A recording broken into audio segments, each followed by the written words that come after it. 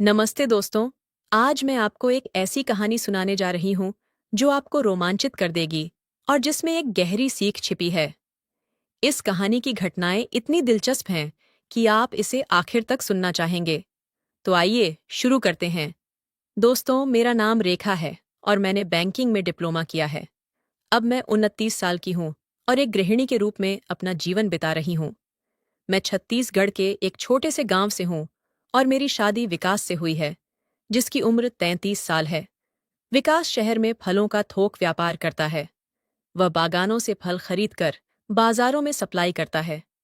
हमारी शादी को अब 5 साल हो चुके हैं और हमारी एक प्यारी सी बेटी है, तनिषा, जो अब 2.5 साल की हो गई है। शादी के बाद हमने एक छोटा सा मकान किराए पर लिया, वो भी उसी कस्बे में जहां मेरे माता पिता रहते हैं। इससे विकास के लिए काम पर जाना भी आसान हो गया और मुझे परिवार का साथ भी मिल गया। वैसे विकास के माता पिता यानी मेरे सास ससुर पास के ही एक गांव में अपनी खेती बाड़ी करते हैं। एक दिन की बात है, मेरे ननद जी का फोन आया। उन्होंने बताया कि उनके बेटे की सालगिरह के लिए एक विशेष किताब चाहिए जो उनके इलाके में नहीं मिल रही थी। मैंने उनसे कहा, चिंता मत करो दीदी, मैं कोशिश करके देखती हूँ। अगले दिन मैंने सलवार कमीज पहनी, अपनी बेटी को माँ के पास छोड़ा और किताब की तलाश में निकल पड़ी। कई दुकानों के चक्कर लगाने के बाद आखिरकार वह किताब मिल गई। मैंने तुरंत अपनी ननद को फोन कर दिया। उन्होंने कहा, रेखा, तुम किताब लेकर यहाँ आ जाओ और कुछ दिन हमारे साथ रह लो। बहुत दिन हो गए तुम्हें देखे। मैंने अपने पति विकास को फोन किया, लेकिन उसका फोन नहीं लग रहा था। फिर मैंने अपनी माँ को फोन करके बताया, माँ, मैं ननद जी के घर जा रही हूँ। वो किताब देनी है और शायद 1-2 दिन वहीं रुक जाऊंगी। विकास का फोन नहीं लग रहा है, अगर वो पूछे तो बता देना। तब तक तनिषा का ध्यान रखना। मेरे गांव से ननद के गांव तक जाने के लिए सार्वजनिक यातायात की कोई अच्छी सुविधा नहीं थी। गांव में अधिकतर कच्ची सड़कें थीं और आने जाने के लिए या तो पैदल चलना पड़ता था या फिर किसी प्राइवेट वाहन पर निर्भर रहना पड़ता था। मैं बस स्टॉप पर खड़ी थी, तभी एक मैजिक वैन, छोटी यात्री गाड़ी, आकर रुकी। उसे एक युवक चला रहा था जो लगभग 20 से 22 साल का लग रहा था। मैंने पूछा, क्या यह गाड़ी बरगवां जाएगी? उसने सिर हिलाकर हाँ कहा और मैं गाड़ी में बैठ गई। गाड़ी में मेरे अलावा 2 और यात्री थे, एक बुजुर्ग महिला और एक युवक। थोड़ी दूर जाने के बाद दोनों यात्री अपनी अपनी जगह पर उतर गए और मैं अकेली रह गई। ड्राइवर ने अपने मोबाइल पर किसी से बात करनी शुरू कर दी। वह किसी से पैसों के बारे में बहस कर रहा था। अरे भाई, मेरा पूरा पैसा चाहिए मुझे। मैंने जो माल भेजा था उसकी कीमत बहुत ज्यादा है। मैं अब और इंतजार नहीं कर सकता। तुम्हारे पास अगर पैसे तैयार हैं तो मैं आ रहा हूं लेने के लिए। वो फोन पर बोल रहा था। फोन रखने के बाद उसने मुझसे पूछा, बहन जी, अगर आपको कोई ऐतराज ना हो तो क्या मैं रास्ते में एक जगह थोड़ा रुक सकता हूं? मुझे वहां से कुछ पैसे लेने हैं। बस 5 मिनट लगेंगे। मैंने हिचकिचाते हुए कहा, मुझे जल्दी है। मेरी बेटी मेरी माँ के पास है और अगर मेरे पति घर लौट आए तो परेशानी हो जाएगी। बहन जी, बस 5 मिनट, रास्ते में ही पड़ता है, उसने जोर देकर कहा। मैंने असहज होकर हामी भर दी। इस बीच मैं लगातार विकास को फोन लगा रही थी, लेकिन उसका फोन अब भी बंद था। थोड़ी देर बाद ड्राइवर ने मुख्य सड़क छोड़कर गाड़ी को एक कच्चे रास्ते पर मोड़ लिया जो खेतों के बीच से जाता था। मुझे अजीब लगा और मैंने पूछा, ये कहाँ जा रहे हैं आप? उसने आगे इशारा करते हुए कहा, वहां देखिए, उस फल बगीचे के पास ही जाना है, वहीं से पैसे लेने हैं। फिर उसने किसी को फोन लगाकर कहा, हाँ, मैं पहुंच गया हूं, पैसे तैयार रखना। मेरे साथ एक सवारी है, इसलिए जल्दी करना है। और हाँ, पूरे पैसे देना, कम नहीं। धीरे धीरे हम एक बड़े से फलों के बगीचे के पास पहुंचे। वहां एक बड़ा लोहे का गेट था जिसके पास एक बूढ़ा आदमी खड़ा था। ड्राइवर ने मुझसे कहा, ये यहाँ का माली है, इससे पैसे लेकर हम चलेंगे। लेकिन अचानक उसने गाड़ी को गेट के अंदर मोड़ दिया और जैसे ही हम अंदर गए, पीछे से गेट बंद हो गया। मैं डर गई और चिल्लाई, ये क्या कर रहे हो? मुझे जाने दो। तभी वहां 2 और युवक आ गए जो ड्राइवर के ही उम्र के थे। मैं समझ गई कि कुछ गलत होने वाला है। मैंने गाड़ी से बाहर निकलने की कोशिश की, लेकिन ड्राइवर ने मेरा हाथ पकड़ लिया। छोड़ो मुझे! मैं चिल्लाई और अपना हाथ छुड़ाने की कोशिश करने लगी। तभी तीनों युवकों ने मिलकर मुझे पकड़ लिया। मैं पूरी ताकत से लड़ रही थी, लात घूंसे मार रही थी। एक की नाक पर मैंने ऐसी चपत जमाई कि वह पीछे हट गया। लेकिन बूढ़ा माली भी अब मेरी तरफ आने लगा था। उसके हाथ में रस्सी थी। मैं चीखती रही, लेकिन वहां कोई सुनने वाला नहीं था। बूढ़े ने जल्दी से मेरे पैरों में रस्सी लपेट दी और खींच दी, जिससे मैं जमीन पर गिर पड़ी। तीनों युवक मेरे ऊपर टूट पड़े। उन्होंने मेरे हाथ पकड़ लिए और मेरे मुंह पर हाथ रख दिया ताकि मैं चिल्ला न सकूं।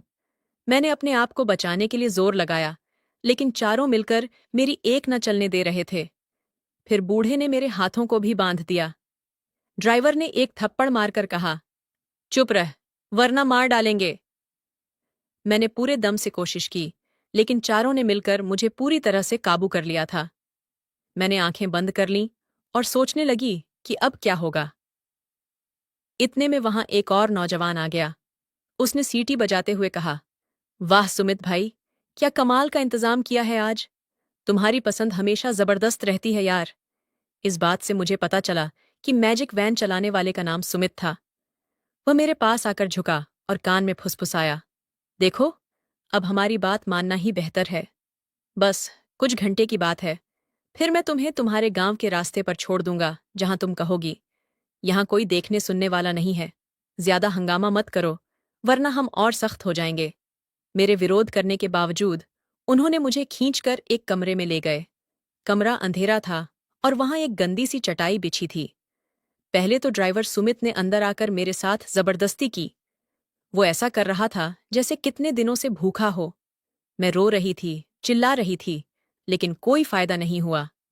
ड्राइवर सुमित ने अपना अत्याचार पूरा करने के बाद पास रखे एक गिलास में कुछ पिया। वह शायद शहद था। फिर वह जंगली जानवर जैसा बर्ताव करने लगा। करीब 1 घंटे तक इस तरह का बर्ताव जारी रहा। जब मैं पूरी तरह थक चुकी थी, तब उसने बाहर जाते हुए बूढ़े माली को आवाज दी, रामलाल, इधर आ। बूढ़ा रामलाल झट से अंदर आ गया। सुमित ने उसे बताया, रामलाल काका, अभी अभी मैंने मालिक को फोन किया है। वे किसी जरूरी काम से आ रहे हैं। जब तक वे नहीं आते, इसे कहीं जाने मत देना। इतना कहकर ड्राइवर सुमित बाहर चला गया। फिर वो बूढ़ा रामलाल ने अंदर आकर अपने कपड़े उतारने शुरू कर दिए। फिर उसने मुझे खड़ा किया और मेरे दोनों हाथों को ऊपर से लटकती एक रस्सी से बांध दिया। मैं बिल्कुल बेबस थी। रामलाल मेरे पीछे आया और मुझे जकड़ लिया। अपनी उम्र के हिसाब से वह काफी मजबूत था। इसी बीच 2 और नौजवान अंदर आ गए। एक ने हंसते हुए कहा, अरे काका, क्या आज सारी रात की मस्ती अभी ही कर लोगे? दूसरे ने छेड़ते हुए कहा, काका तो हमेशा से ऐसे ही खड़े खड़े काम करते आए हैं, आदत से मजबूर हैं। तभी मुझे समझ आया कि वे मेरी हालत पर मजाक उड़ा रहे थे। मैंने भागने की कोशिश की, लेकिन वो बूढ़ा रामलाल की पकड़ मजबूत थी। जब उसकी ख्वाहिश पूरी हो गई और वह थक गया, तब उसने मुझसे कहा, कैसा लगा? अच्छा लगे तो बताना, फिर से आऊंगा। इतना कहकर वह बाहर निकल गया और वे दोनों नौजवान बारी बारी से अंदर आए और मेरे ऊपर सवार हो गया। मैं लगातार रस्सी से बंधी खड़ी रही। जब वे अपना काम करके चले गए, तब बूढ़ा रामलाल वापस आया। उसने मुझे खोला और पानी का एक बाल्टी लाकर दिया ताकि मैं खुद को धो सकूं। अचानक बाहर से किसी की आवाज आई। रामलाल ने कहा, लगता है मालिक विकास आ गए हैं। ये नाम सुनते ही मेरा दिल जोर से धड़कने लगा। क्या मेरा पति विकास? मेरे कान पर यकीन नहीं हुआ। बाहर से किसी ने पूछा, सामान कहाँ है? और किसी ने जवाब दिया, रामलाल काका के साथ अंदर है। मालिक हंसते हुए बोला, रामलाल तो कुछ भी हाथ से जाने नहीं देता, खुद को भी परेशान करता रहता है। इस पर सभी हंसने लगे। ड्राइवर सुमित ने कहा, लेकिन मालिक, आज जो अंदर है वो आपको बहुत पसंद आएगी, एकदम खास चीज है। मालिक ने जवाब दिया, सुमित, तुम तो इस काम के उस्ताद हो, हमेशा शानदार चुनाव करते हो। सुमित ने फिर कहा, मालिक, ये अब तक की सबसे अच्छी पसंद है, अंदर जाकर खुद देख लीजिए। मैंने जब मालिक की आवाज सुनी तो मेरे पैरों तले जमीन खिसक गई। ये तो वही आवाज थी जिसे मैं रोज सुनती थी, मेरे पति विकास की। वही इन सब का सरदार था। मैंने अपना चेहरा दीवार की तरफ कर लिया था और अपने बालों से ढक रखा था। विकास अंदर आया और बूढ़ा रामलाल को मेरे ऊपर पानी डालते देखा। रामलाल, तेरी यह दयालुता ही एक दिन तेरी जान लेगी, विकास ने हंसते हुए कहा। फिर बोला, जा, बाहर निकल। आज इन्होंने जो लाया है, उसकी कहानी क्या है? जरा मैं भी देखूं। ये सब तब हो रहा था जब उसने अब भी मेरा चेहरा नहीं देखा था। मैंने अपने बालों से चेहरा छिपा रखा था और दीवार की ओर मुंह किए थे। विकास मेरे पीछे आया और मुझे कसकर पकड़ लिया। वाकई इस बार लड़कों ने बेहतरीन चुनाव किया है, उसने मेरे कान में फुसफुसाते हुए कहा। जैसे ही वह आगे बढ़ा, मैंने धीरे से अपना चेहरा उसकी तरफ घुमा दिया। उसकी आंखें अचानक फैल गईं, जैसे किसी ने उसके सीने में छुरा घोंप दिया हो। उसके मुंह से कोई शब्द नहीं निकला। हम दोनों एक दूसरे को बस देखते रहे। समय जैसे थम गया था। फिर विकास ने गुस्से से भरी आवाज में पूछा, तुम यहां कैसे पहुंची? घर से बाहर क्यों निकली थीं? मैंने कड़वाहट से कहा, जैसे तुम्हारा यह चेला सुमित न जाने कितनी औरतों को यहां लाया होगा, वैसे ही मुझे भी लाया। मैं तो तुम्हारी बहन की किताब देने निकली थी। तुम्हें कई बार फोन किया था, लेकिन तुम्हारा फोन बंद था। फिर इस सुमित ने धोखे से मुझे यहां ला दिया। उसका चेहरा पीला पड़ गया। उसने हकलाते हुए पूछा, तनिषा, तनिषा कहाँ है? चिंता मत करो, तुम्हारी बेटी मेरी माँ के पास सुरक्षित है, मैंने ठंडे स्वर में कहा। फिर उसने डरते हुए पूछा, क्या क्या किसी ने तुम्हें छुआ? मैंने उसकी आंखों में सीधे देखते हुए जवाब दिया, हाँ, 4 लोगों ने। पिछले 2 घंटों से वे मुझे एक पल के लिए भी नहीं छोड़ रहे थे। क्या किसी को पता है कि तुम किसकी पत्नी हो? उसने घबराते हुए पूछा। नहीं, मैंने जवाब दिया। वे मुझे धमकी दे रहे थे कि किसी को कुछ मत बताना, वरना बुरा हाल करेंगे। मुझे मारा भी, लेकिन मैंने तुम्हारा नाम नहीं लिया। इस बीच रामलाल अंदर आ गया। मालिक, आप थक गए होंगे, लेकिन मुझे तो अभी और भूख लगी है। मैं इसे कपड़े पहनने में मदद कर देता हूं, उसने मुस्कुराते हुए कहा। विकास कुछ भी कहने की स्थिति में नहीं था। वह बस चुपचाप खड़ा रह गया। बूढ़ा रामलाल ने मेरे पास आकर फिर से छेड़छाड़ शुरू कर दी। इस बार मैंने विरोध नहीं किया। मैंने अपने मन में ठान ली थी कि अब मैं विकास को सबसे बड़ी शर्मिंदगी से रूबरू कराऊंगी। मैंने जानबूझकर जोर-जोर से आवाजें निकालनी शुरू कर दीं। मेरी आवाज सुनकर बाहर खड़े तीनों युवक अंदर आ गए और हंसने लगे। विकास से यह सब देखा नहीं गया और वह बाहर जाकर बैठ गया। मैंने और भी ऊंची आवाज में कहा, आओ, सब लोग आओ, मेरे साथ मजे लो। वे सभी दौड़े दौड़े आए और बारी बारी अंदर आने लगे। विकास बाहर बैठा मेरी आवाजों से पागल हो रहा था। अब रात होने लगी थी और मैंने तय कर लिया कि मैं पूरी रात यहीं रहकर विकास को हर पल अपमानित महसूस कराऊंगी। सुबह हुई तो मैंने अपने कपड़े पहने और बूढ़ा रामलाल से कहा, मैं फिर आऊंगी तुम्हारे पास, इंतजार करना। विकास, जो सबका मालिक था और सिर्फ नाम का मेरा पति, वह चुपचाप मुझे घर छोड़ने के लिए आ गया। शायद वह जानना चाहता था कि मैं किसी को बताऊंगी या नहीं। हम दोनों एक टेम्पो में बैठे और पूरे रास्ते एक शब्द भी नहीं बोले। जब भी मेरी नजर उससे मिलती, वह झट से अपनी आंखें नीची कर लेता। थोड़ी देर के बाद मैंने कहा, तुमने जो किया, उसकी सजा मैंने भुगत ली, लेकिन अब हम साथ नहीं रह सकते। घर पहुंचने के बाद मैंने अपनी मां से बेटी को लिया और अगले ही दिन विकास से अलग होने का फैसला कर लिया। मैंने तलाक के कागजात पर हस्ताक्षर करवा लिए और अपनी बेटी तनिषा को अपने साथ रखने का फैसला किया। दोस्तों, जीवन कभी रुकता नहीं है। 1 साल बाद मुझे रमेश से मिलने का मौका मिला।